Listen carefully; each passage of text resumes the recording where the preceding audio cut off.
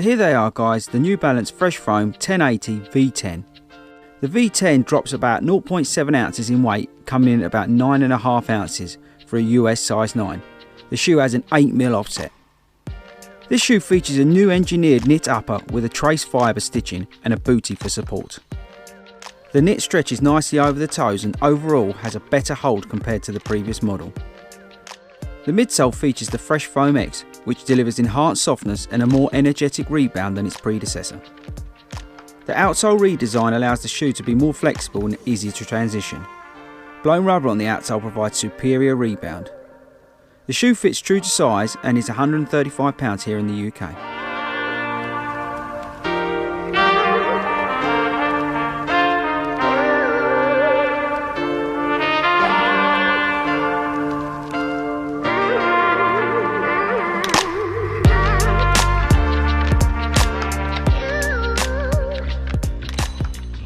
Hey, what's up guys, and welcome back to Fordy Runs.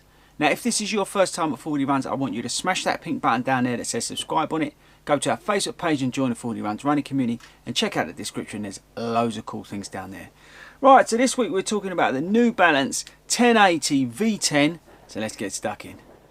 Hey guys, so here it is, the brand New Balance 1080 version 10. This shoe is new to me, I've not had the version 9.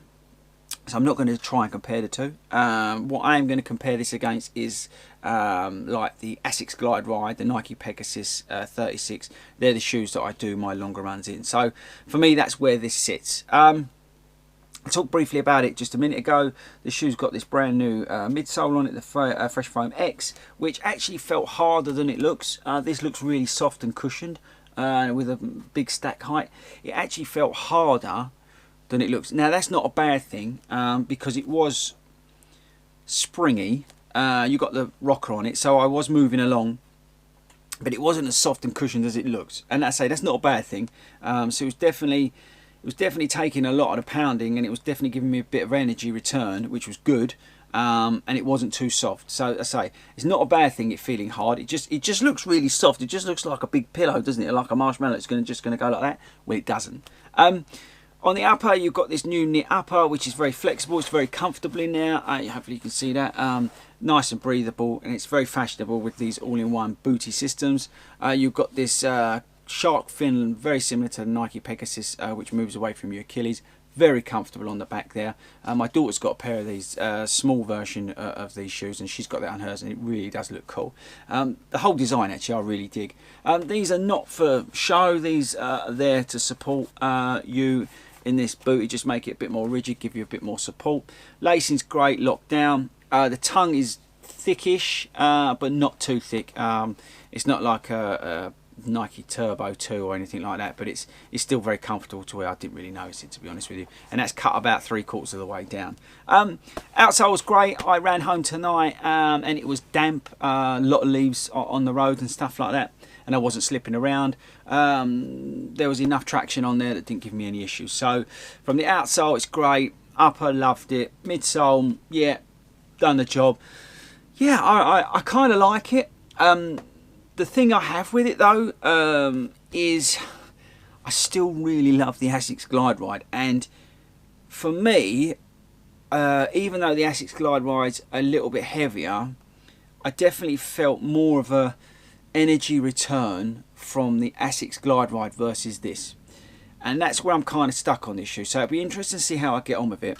As I said, this will be used for my long runs. I've got 2 marathons in the spring, so I need a couple of pairs of shoes to alternate for my long runs, and this is where this will fit in. But I am very much in love still with the Asics Glide Ride. That does such a good job, and especially as a heel striker and somebody who has a very bad running style, the Asics Glide Ride is a great shoe for me as a neutral runner as well.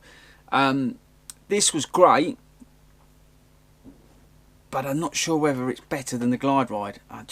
Yeah. The only pluses for it, as I said, is the weight.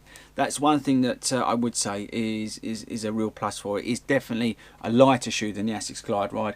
But, you know, like, as I said, I've done loads of miles in my Asics Glide Ride now, and you don't really notice the weight in them. They've got it well distributed in the shoe, and you don't really notice it even over long distances when you're doing like 20-mile runs. I did a marathon in them the other week. I did Chelmsford, and I didn't notice the weight at all. My legs, you know, weren't feeling that tired from the shoes.